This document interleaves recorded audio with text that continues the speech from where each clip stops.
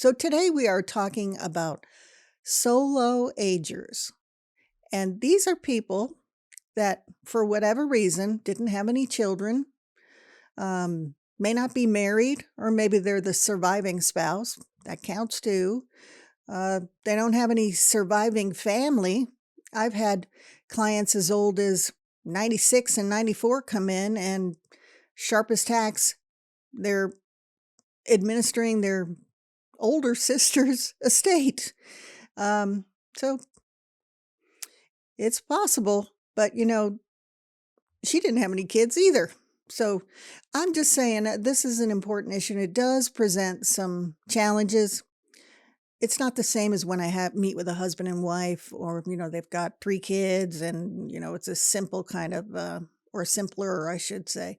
There are always issues and everything, but it's a challenge. And a lot of times these folks will ask me, I'm the last one standing. I don't know who I'm supposed to pick to help me. What am I going to do? Um, it is a challenge, but I've got some suggestions here today that might help. So, what we're talking about, of course, is being able to have planning documents, enforceable planning documents for your healthcare and for your financial personal affairs that would help to take effect and help have someone authorized that you trust making these decisions for you during those times. So, this is very important to take care of, but it is a challenge, especially when maybe you're never married. Maybe you had a sister and she passed away, and you're the last member of the family. What do you do in those circumstances? Especially if you've got a very large estate, that can make it even more complicated. What do you do with all that stuff, right? Well, the first thing I want to tell you is solo aging is not as uncommon as you think. So I see these folks, these types of folks that would fit into this category, a couple times a month, really.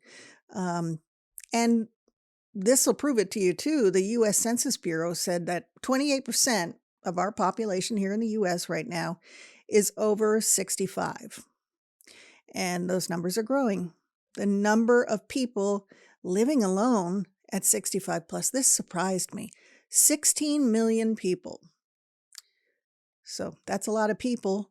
And 75 years ago, things were totally different. That number was a lot lower, of 10%. Now we're at 28%, and it's growing. This is part of that sign of the silver tsunami that I talk about. And just it's going to put strain on healthcare facilities, government,